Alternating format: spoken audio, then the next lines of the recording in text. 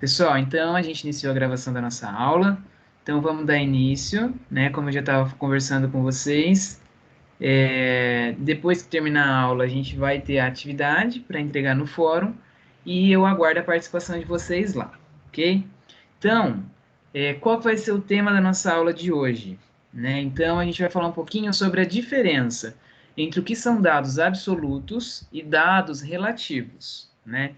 Então, até aqui a gente já conversou bastante sobre o que é uma pesquisa estatística, o que é a amostragem, o que é uma população, a gente já falou sobre a organização de tudo isso que a gente coleta numa pesquisa estatística em tabelas, a gente já falou sobre variáveis, a gente já falou um pouquinho sobre tabela de distribuição de frequência, sobre os gráficos, né?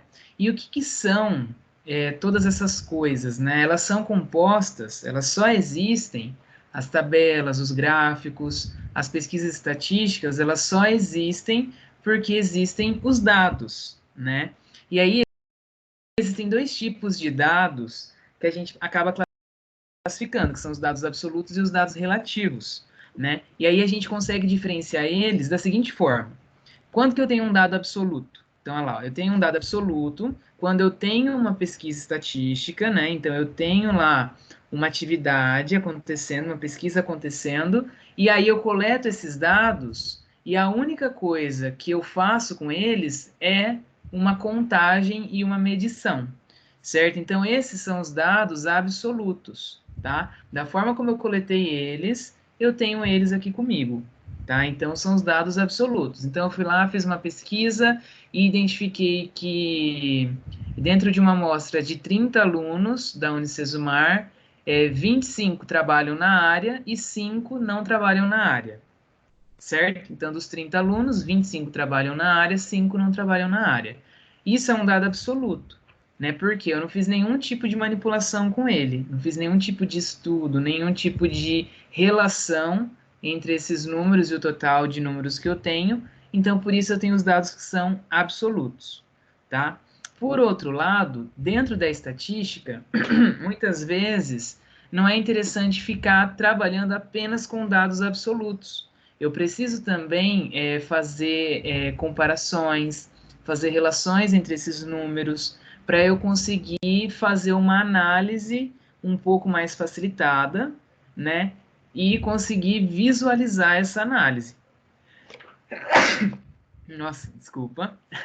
Então, voltando, eu consegui visualizar essa análise, certo? E esse, quando eu faço qualquer tipo de manipulação com os meus dados, eu estou relativizando esses dados. Então, aí eu passo a ter dados que são relativos, certo?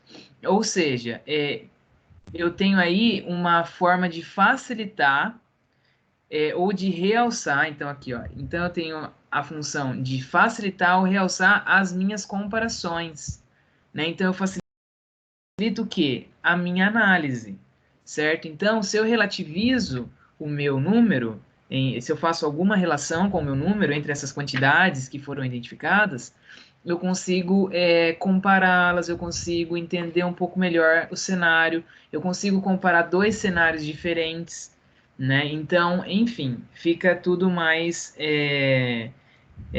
claro, mais fácil de visualizar. E o que, que são esses dados relativos? A gente acha que está muito longe da nossa realidade, mas não. Por quê? Porque esses dados relativos eles estão em absolutamente todos os locais em que a estatística também está, né? Que são as percentagens, índices, coeficientes e taxas, certo? Então, sempre que eu estou qualquer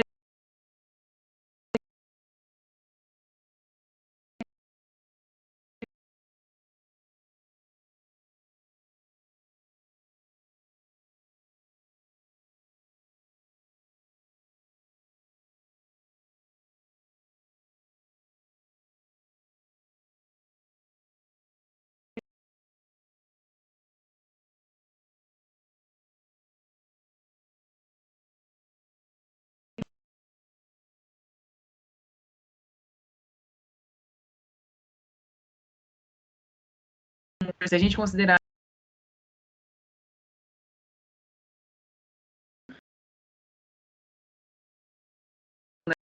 de superior.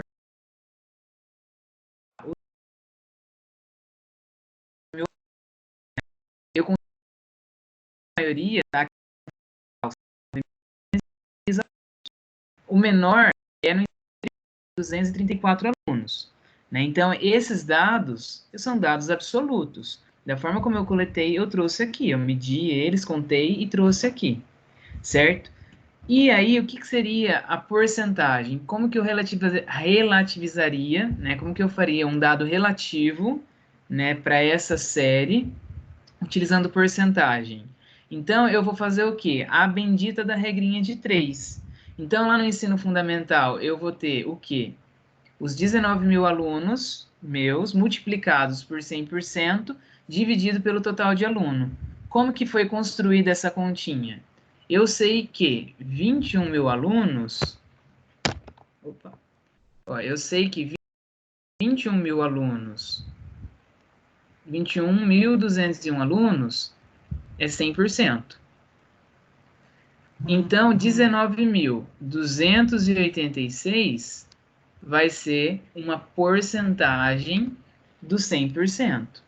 Né? E aí, multiplicando aqui em cruz, como se resolve a regra de 3, eu tenho essa continha aqui, ó.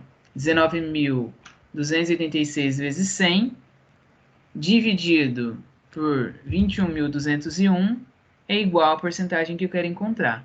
Então, aqui, ó, deu 90,96%. Aí ele arredondou aqui para 91%, tá? Então, 91% dos alunos estão no ensino fundamental. Então, tá vendo que aqui eu tenho o mesmo dado, né? Aquele dado absoluto tem a mesma representatividade, só que eu consigo tratar de forma mais fácil mesmo. Por quê? Porque eu não fico falando um número enorme, que muitas vezes eu não tenho noção da grandeza.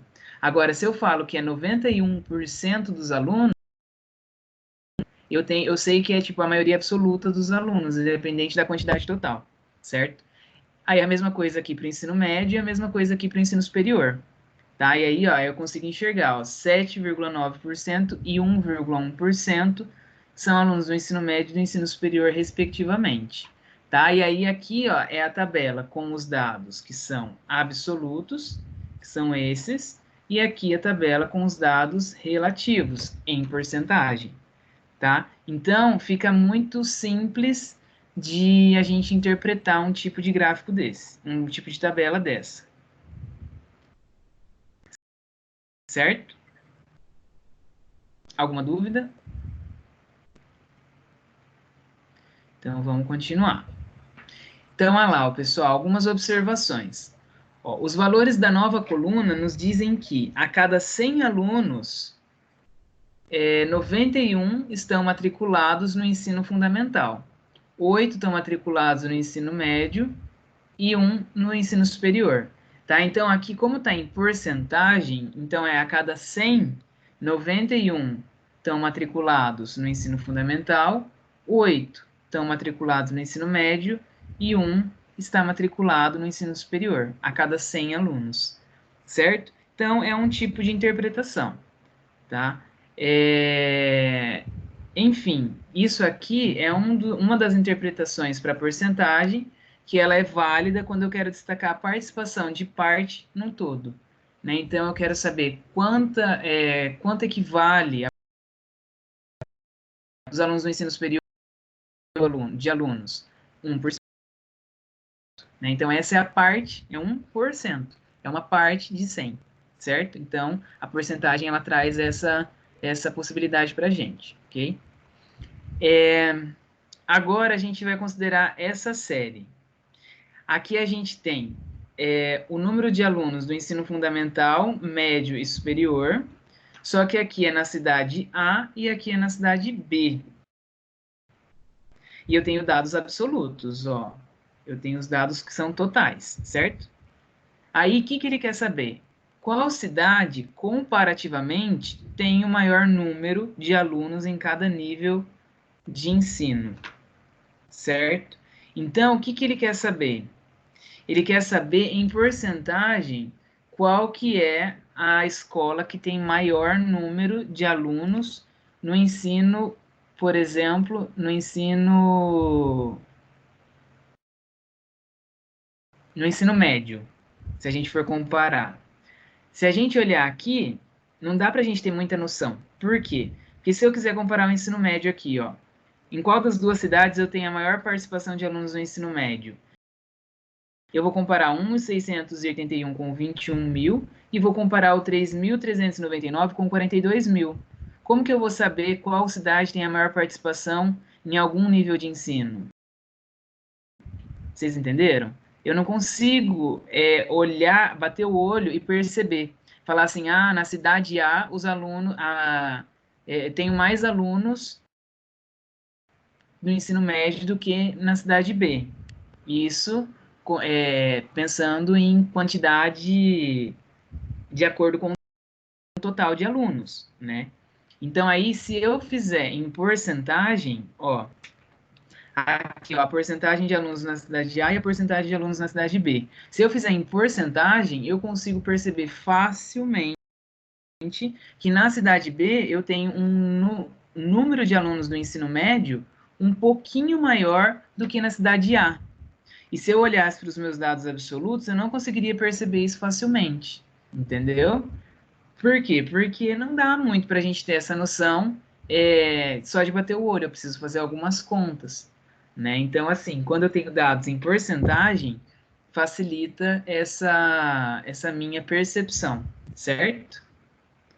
E quando eu tenho índices, que podem ser índices de qualquer natureza ou índices econômicos também, né? Então, o que são esses índices? São razões entre duas grandezas em que uma não inclui a outra. Então, não são grandezas do mesmo tipo, mas são grandezas que, quando relacionadas, eu consigo chegar a uma relação e a um padrão de medida. Então, alguns exemplos de índices aqui a gente tem.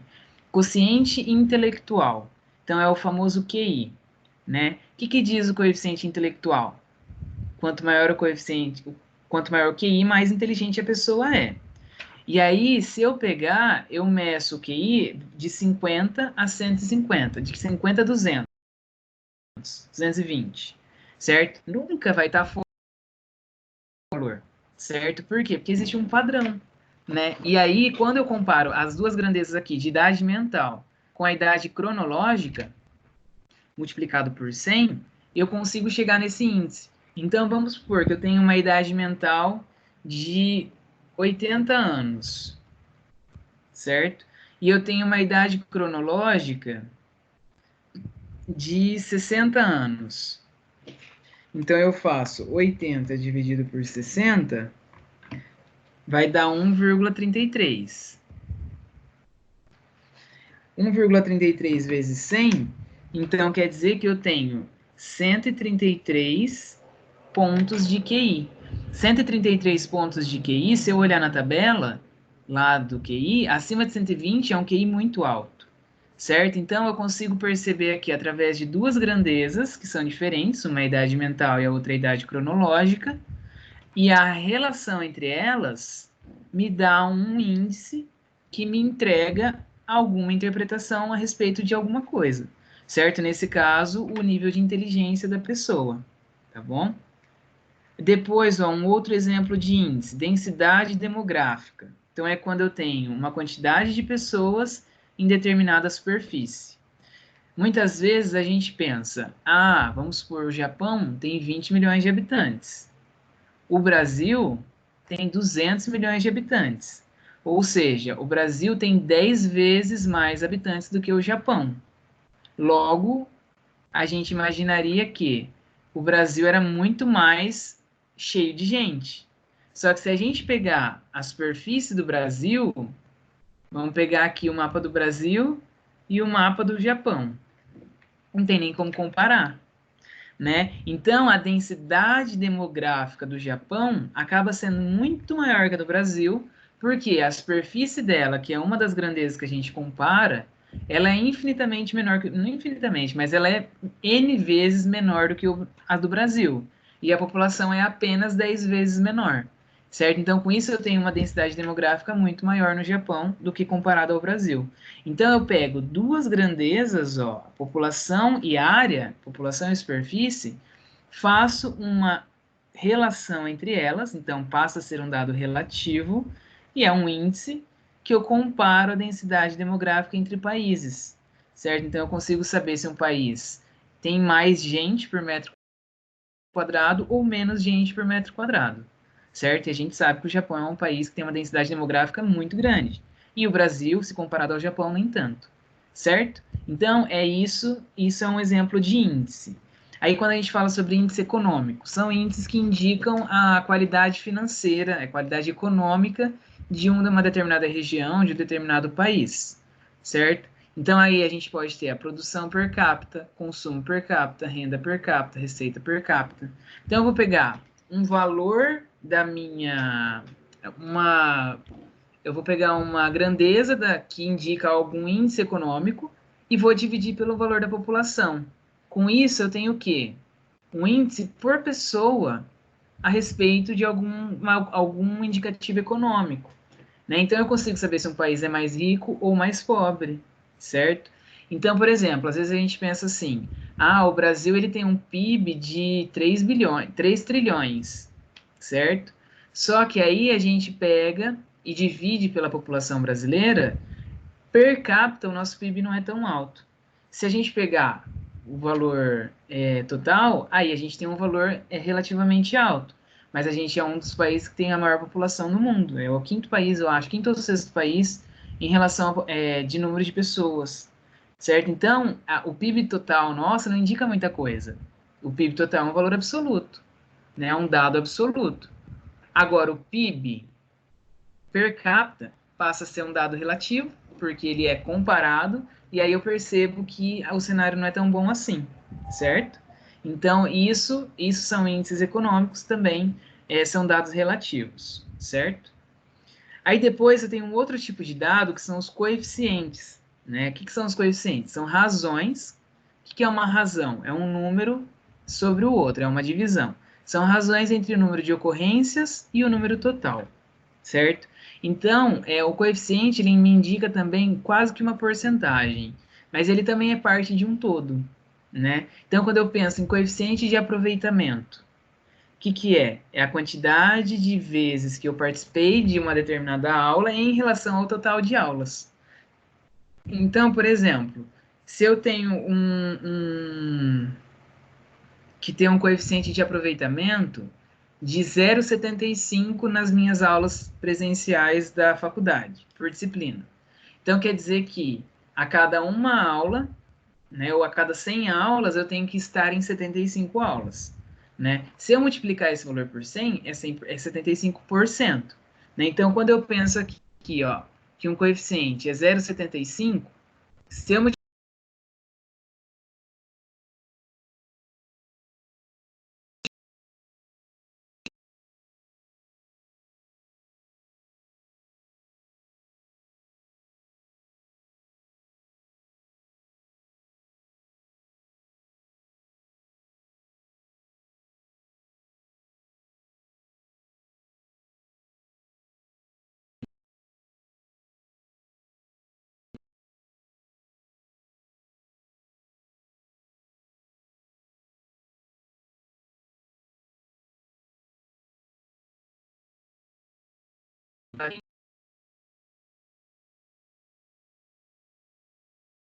como eu tenho um número maior aqui em mundo, isso é alguém. É impossível. Né? A mesma coisa, não, assim, eu nunca vou ter um número maior do que um, raramente. Isso no coeficiente de mortalidade. No coeficiente de natalidade, aí eu já posso ter um número maior que um. Só que é muito difícil disso acontecer. Né? Então a gente geralmente está nesse intervalo. Imagina que vai nascer mais gente do que já existe. Então isso é muito difícil de acontecer, certo? Aqui, ó, número de evadidos com número de matriculados. Então, se eu tenho uma turma de 50 e aí saiu 5 alunos dessa turma, quem que é o meu coeficiente de aluno de evasão? É 5 dividido por 50. Então, é 0,1. Esse é o coeficiente de evasão escolar. Ele nunca vai ser abaixo de zero e também raramente ele vai ser maior que 1, certo? Só em casos muito específicos, tá? E por fim eu tenho taxas. O que são as taxas? são os coeficientes multiplicados por uma potência. Pode ser uma potência de 10, de 100, de 1000, né? Então, é quando eu pego lá aquele coeficiente de 0,75 e multiplico por 100. O que, que eu vou ter? Eu vou ter uma taxa de 75%, tá? Essa é a mais conhecida, mas a gente também pode multiplicar ela por 1000. Por exemplo, se eu pegar o mesmo 0,75 e multiplicar por 1000, eu vou ter o quê? 75 por 1000, certo? Então, aí, o que, que eu faço? O que, que eu estou fazendo? 75 por 1000, não. Eu vou ter 750 por 1000, certo? Então, esse também é um tipo de taxa. 750 por 1000. É que a gente não está acostumado. A gente está acostumado a trabalhar com porcento, né? Que é mais comum para nós, certo? Então, daí eu tenho lá a taxa de mortalidade, a taxa de natalidade, a taxa de evasão escolar, certo? Por que, que a taxa de mortalidade e a taxa de natalidade a gente multiplica por 1000? Porque são números muito pequenos. Então, eu ainda não consigo ter uma noção. Então, vamos imaginar que a taxa de natalidade seja 0,00022. Esse é o coeficiente de natalidade. Se eu multiplicar por 100, eu vou ter 0,022%. Se eu multiplicar por 1000, eu já vou ter 0,22% por 1000. Entendeu? Então, eu consigo observar melhor o meu número, né? Então, eu consigo ter uma noção melhor do que está acontecendo, certo? Então, isso é uma taxa. Agora, pessoal, a gente vai fazer dois exemplos de exercícios que a gente acaba utilizando esse tipo de situação, de pegar um dado absoluto e transformar num dado relativo, ou pegar um dado relativo e conseguir trabalhar com ele, certo? Então, aqui a gente tem esse exemplo. Então, olha lá, o estado A apresentou 733.986 matrículas na primeira série, no ano de 1994, e 683.816 no fim do ano. O estado B apresentou, respectivamente, 436.000 no começo do ano e 412.000 no final do ano. Então, qual estado apresentou a maior evasão escolar? Então, o que, que eu vou ter que fazer? Vou fazer um cálculo de qual foi a taxa de evasão, o coeficiente de evasão, para conseguir entender qual é a taxa de evasão e ver qual que foi a evasão maior, certo? Então, vamos fazer esse cálculo? Eu posso fazer ou por porcentagem, usando a regra de 3, ou eu posso fazer o coeficiente, utilizando os meus dados absolutos. Então, vamos fazer ó, o coeficiente de evasão do estado A. Eu vou ter que fazer o quê? Eu vou ter que pegar o número de evadidos dividido pelo número total. Porque daí eu tenho o meu coeficiente, certo? Então, qual que vai ser o meu número de evadidos? Vai ser o meu número total menos a quantidade que eu tinha no final do ano, né? Então, vai ser essa diferença. Então, vamos para o próximo slide aqui, ó. Então, quem que vai ser o meu coeficiente de evasão no estado A? Vai ser 733.986 menos 683.816 dividido pelo meu número total, que é 733.986. Aí a gente faz essa continha na calculadora. Então, o coeficiente de evasão do estado A vai ser 733.986 menos 683.816 dividido por 733.986. Então, o coeficiente de evasão aqui é 0,0683. Então, esse é o coeficiente de evasão do estado A. Agora a gente tem que fazer a mesma coisa para o estado B, certo? Então, eu vou deixar anotado aqui, pera lá. Eu vou deixar anotado aqui o coeficiente de evasão do estado A. Deixa eu pegar uma outra cor. Então, o coeficiente de evasão A é 0,083. Agora vamos fazer o coeficiente de evasão do estado B. Então, coeficiente de evasão do estado B vai ser a diferença entre o que eu tinha no começo do ano e no final do ano. Então, vai ser 436.000.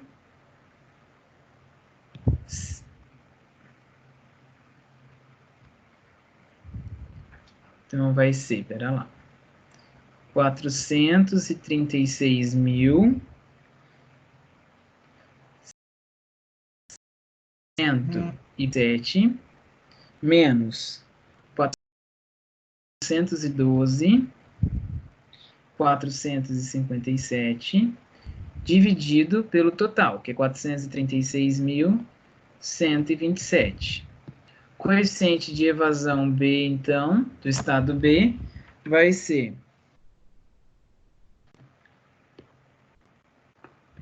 0,0542, certo? Aqui, ó, é 0,683. 0,0683, certo? Então, olhando os dois coeficientes de evasão, ó, o coeficiente de evasão do estado A e do estado B. O do estado A é maior, porque é 0,0683. O do estado B é 52. Então, comparando os dois coeficientes, eu tenho o quê? Eu tenho que a evasão do A é maior, certo? Aí, o que vai acontecer? Se eu multiplicar esse valor aqui por 100, eu vou chegar em quê? Eu vou chegar lá que o coeficiente de evasão do estado A é de 0,0683 vezes 100, então vai ser 6,83%. Por que por cento? Porque eu multipliquei por 100. O coeficiente de evasão B era 0,0542 vezes 100, vai dar 5,42%. Então, aí eu consigo enxergar mais fácil ainda que o coeficiente de evasão A, que a taxa de evasão A do estado A é maior do que a taxa de evasão do estado B. Certo? Pessoal, até aqui tudo bem?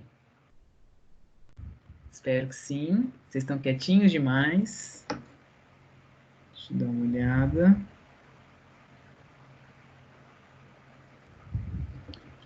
Então, é o seguinte. Vamos para o próximo exercício. Então, olha lá, ó, em uma turma de ciência da computação, formada por 40 rapazes e 40 moças, tem-se a seguinte estatística. 20% dos rapazes são fumantes, 30% das moças são fumantes. Logo, a porcentagem dos que não fumam na turma é de quanto? Então, eu tenho dois dados absolutos aqui, ó, 40 rapazes e 40 moças. 20% dos homens, aqui, ó, 20% dos homens, então já passou a ser um dado relativo, é fumante. 30% das mulheres também é fumante. Ele quer saber quantos não são fumantes. Então, se 20% dos homens são fumantes, 80% dos homens são não fumantes. E aqui, 70% das mulheres são não fumantes. Então, o que eu vou ter que fazer? Pegar 80% de 40, que são os não fumantes homens, e 70% de 40, que são as não fumantes mulheres. E aí eu vou ter o total de pessoas que não são fumantes. E aí eu vou ter que fazer o quê? A porcentagem desses não fumantes em relação ao total, certo? Então vamos fazer aqui, ó, regrinhas de 3 também. 80%. Calma aí. Vamos começar aqui, ó.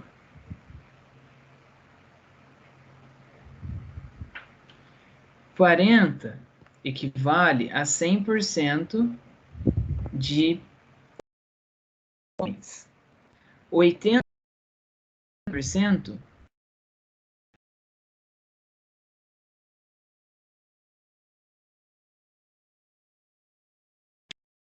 de 40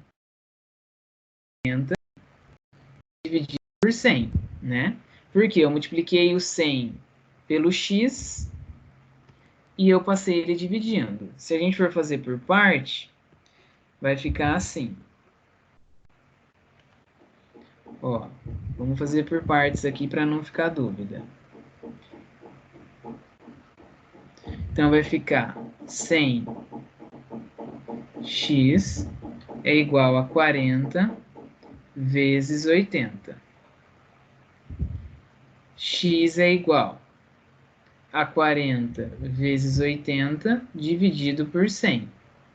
Então, meu x vai ser 40 vezes 80 dividido por 100. 32 pessoas. Então, 32 homens não fumam. Então, essa conta eu já fiz. Agora eu tenho que fazer o quê? 70% de 40, que é a quantidade de mulheres que não fumam. Então, vamos lá. 40 representa de novo 100%.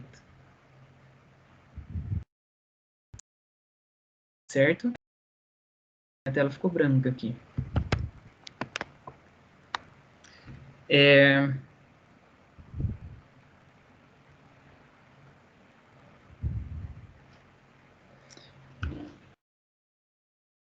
Pessoal, tive um problema técnico, minha tela do computador ficou branca. Vocês estão me escutando ainda? Preciso que vocês falem agora. Ah, professor, tá escutando sim. Estamos escutando. Tá, eu vou ter que desligar o computador, ligar, mas fiquem aí, porque minha tela ficou branca aqui. Pera lá. Beleza, não aguardo, professor.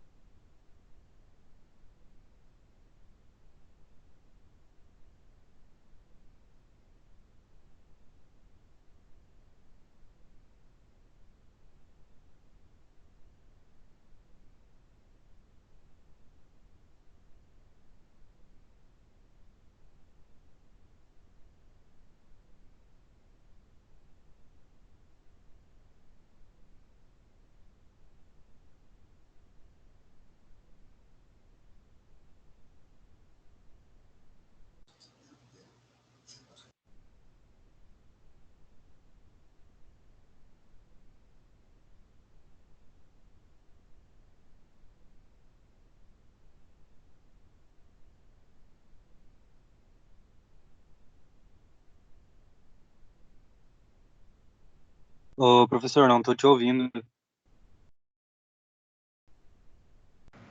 E agora? Agora sim. Ah, tá. Então, até aqui, o que a gente fez? 40 mulheres são 100%, 70% das mulheres, que são as que não fumam, é igual a X, certo? Aí eu multipliquei em cruz, então vai ficar 100x é igual a 40 vezes 70. E a quantidade, então, de mulheres que não fumam é 40 vezes 70 dividido por 100. Então, são 28 mulheres, certo? Então, qual que é o total de pessoas que não fumam? Então, ó, total de pessoas que não fumam é 28, que são as mulheres, mais 32, que são os homens, certo? E aí vai ficar 28 mais 32 são 60, certo? Então, 60 equivale a qual porcentagem de 80? É isso que está perguntando, porque ele quer saber a porcentagem dos que não fumam, certo? Do exercício, vamos lá. Então, se eu sei que 80 é 100%, então 60 vai ser x. Então, vai ficar 80x é igual a 60 vezes 100, porque eu multipliquei em cruz. Então, vai ficar quanto? 60 vezes 100 dividido por 80 vai dar 75%. Por que por cento? Porque eu estou comparando aqui minha porcentagem, certo? Então, aí eu tenho que 75% da minha turma não são fumantes, tá? Da onde que eu tirei isso? Desses dados, que são dados absolutos e relativos em relação à minha turma, certo? Pessoal, esses são os dois exercícios exemplos que eu trouxe para vocês sobre essa coisa dos dados absolutos e dados relativos, tá? Agora eu deixei lá no estúdio para vocês 4 exercícios que trazem probleminhas sobre isso, para que vocês possam fazer e entregar no estúdio, certo? Aí, o que acontece? As contas, elas são basicamente regras de 3, tá? E se restar alguma dúvida, vocês podem me perguntar no fórum, que daí eu vou respondendo até a gente conseguir fazer todos os exercícios. Além desse exercício, eu deixei uma lista de exercícios na sala do café, então vocês vão poder treinar bastante, certo? Eu só quero falar uma última coisinha, que é o seguinte. Por exemplo, se eu tenho 80% e eu quero saber quanto é 30% de 80%, certo? Então, o que eu vou ter que fazer? Eu vou ter uma regra de 3. Eu vou ter que 80% é o meu 100%, e eu não quero saber quanto é 30% de 80%, é 30% disso, certo? Então, ó, eu tenho 80%, eu quero saber quanto é 30% de 80%. Então, o meu 80% é o meu 100%. Eu quero saber 30% disso. Então, eu coloco 30% e faço o cálculo aqui de quanto equivale 30% de 80%. Certo? Isso são dados relativos com dados relativos. Mas é uma possibilidade. Isso existe. Tá? E aí, vocês vão precisar disso em um dos exercícios. Tá? Mas é só fazer essa comparação entre porcentagens. Certo? Pessoal, tem quantas pessoas da sala aqui? 8 ou 9? 9. Então, a gente tem uma quantidade boa até. Só que é o seguinte, a gente vai conversar um pouquinho agora sobre a EP. Eu espero que tenha pelo menos uma pessoa de cada grupo. Por quê? Porque surgiu uma dúvida de vocês mesmos, como que vocês vão prosseguir com a EP. E assim, a gente não vai mudar nada nela, porque não precisa mudar. Tá? Eu vou dar agora algumas orientações e vocês podem ir tirando dúvidas, se for preciso, enfim, para ir sanando todas as dúvidas, né? Então, lá vocês têm várias partes que vocês têm que seguir. Então, tem aquela parte lá, a primeira, que é a parte de ciências sociais, fazer algumas pesquisas. Depois, vocês vão ter que fazer algumas pesquisas a respeito da vida útil, de do tempo de vida de pequenas e microempresas aqui na cidade de Londrina e outros índices lá que está bem claro na orientação da EP. Onde que vocês vão fazer essa pesquisa? No site do IBGE ou vocês vão entrar em contato com o Sebrae, porque eles têm muita informação a respeito das pequenas e microempresas de Londrina, tá? Mas no site do IBGE tem bastante coisa, certo? E aí, o que vocês vão pesquisar? Vocês vão pesquisar dados, né? Então, esses dados, eles vão vir aqui, ó, em gráfico e em tabela, tá? Então, o gráfico e a tabela é o que vai dar subsídio para vocês fazerem análise estatística, né? Uma análise estatística é pegar um gráfico, uma tabela, né? Ou eu vou construir esse gráfico e essa tabela, mas eu tenho que tirar alguma coisa delas, né? Eu tenho que tirar alguma informação delas. Então, são essas informações que vocês vão trazer. Que tipo de informações? As que vocês conseguirem enxergar, tá? Então, assim, quanto mais analíticos vocês forem, melhor, tá? Então, quanto mais dados vocês encontrarem, melhor, e por aí vai, certo? E aí, vocês vão ter um índice que vai relatar a realidade de Londrina, né? Então, como que estão as empresas aqui em Londrina em relação aos índices lá que foi colocado na EP, tá? Vocês vão fazer uma pesquisa parecida com essa, partindo de vocês mesmos, né? Então, vocês vão fazer uma pesquisa estatística. Então, lembra lá na aula, quando a gente fez aquela pesquisa estatística lá com todos os alunos, com uma amostra de todos os alunos lá da Unicesumar, que vocês propuseram um objetivo, uma justificativa, vocês construíram um formulário, né? Esse formuláriozinho era um formulário para vocês, é um formulário das variáveis que vocês estavam querendo pesquisar, de acordo com o objetivo, né? Então, aí, o que vocês vão ter que fazer? A partir do objetivo de vocês, que vai ser analisar o índice de vida, tem algumas coisas lá. Então, para vocês conseguirem fazer uma análise sobre isso, que tipo de variáveis vocês vão ter que coletar? Aí a gente pode pensar em várias variáveis. A gente pode pensar em número de funcionários, ó, da empresa, receita bruta da empresa, tempo de vida que essa empresa já tem, certo? Todos esses são os dados quantitativos que vocês podem coletar, certo? E para que vai coletar isso? Para poder entender.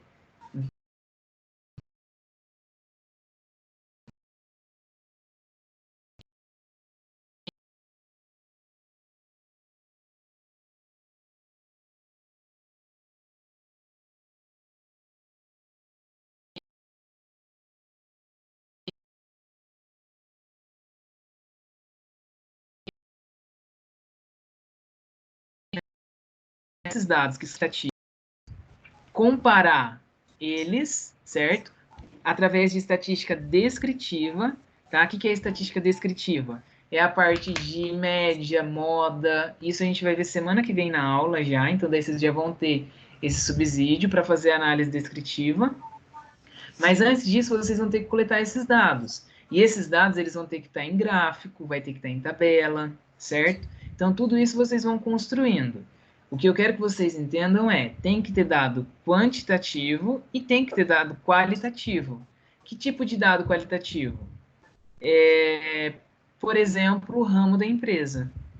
Ah, a sua empresa é do ramo alimentício, sua empresa é do ramo comercial, a sua empresa é do ramo... Qual ramo? Então, isso também é uma pergunta, entendeu? Outro dado qualitativo pode ser alguma situação difícil que a empresa passou e continuou viva, né? Porque muitas empresas acabam falindo depois de um tempo, né? Porque ela tem lá um tempo de vida útil das empresas, enfim, isso vocês vão fazer essa pesquisa. Quanto tempo dura em média uma empresa aqui em Londrina, né? Quanto tempo é no mínimo? Quanto tempo, enfim, depois de quanto tempo ela passa a ser consolidada que ela já não tem mais perigo de entrar num período de falência, certo? Então, tudo isso são os índices que vocês vão pesquisar. Então, mas então é importante eu fazer uma pesquisa com empresários que já faliram. É importante também, vocês podem pegar, perguntar quanto tempo durou a empresa dele, qual que era a receita, qual que era o ramo, entendeu? Por quê? Porque isso depois vocês vão poder comparar.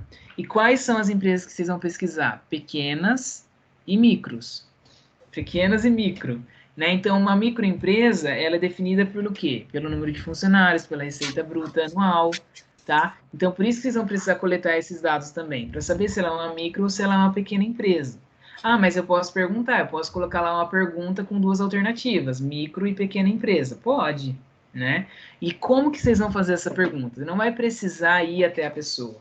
Por quê? Porque vocês vão usar o quê? O Google Forms, né? É um formulário do Google, teve até uma equipe, foi a equipe do Denner, do Rinaldo, acho que do Alexandre, que fizeram lá um formulário no Google para fazer as perguntas para as pessoas. Qual que é a vantagem? Os meus resultados saem todos numa planilha pronta, certo? Não sei fazer o Google Forms. Tem vários videozinhos no YouTube que ensinam, tá? É importante para vocês saberem fazer um formulário no Google para vida, tá? Então, assim, profissionalmente, vocês vão poder aproveitar esse conhecimento, certo? E aí vocês vão entrar em contato com alguns empresários de Londrina, né? Empresários que vocês conheçam, ou então vocês vão entrar em contato com o Sebrae, eles vão passar alguns contatos para vocês, ou eles vão ter informação de algumas empresas, de repente eles podem ceder isso para vocês, tá? O importante é coletar os dados. Como vocês vão fazer essa coleta de dados é o critério de vocês. Quantas amostras? A gente vai precisar de 20 amostras. São amostras aleatórias de qualquer tipo de empresa? Sim. Não, eu quero entender 5 ramos.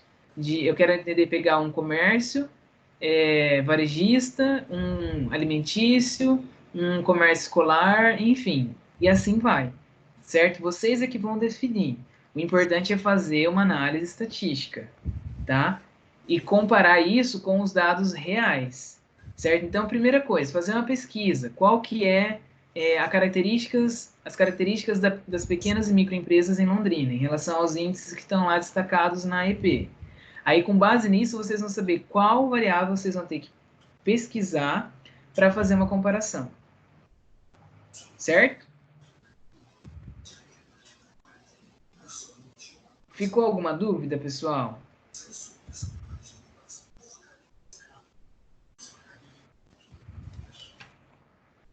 Ficou alguma dúvida?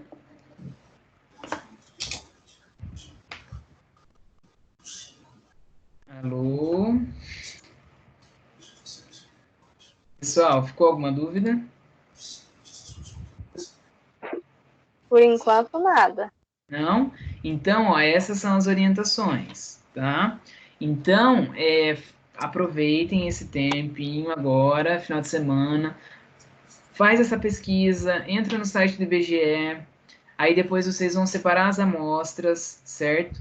Para separar as amostras, não, separar as variáveis, quais variáveis vocês vão pesquisar, o que vocês querem entender das micro e pequenas empresas de Londrina, para poder fazer o trabalho, certo?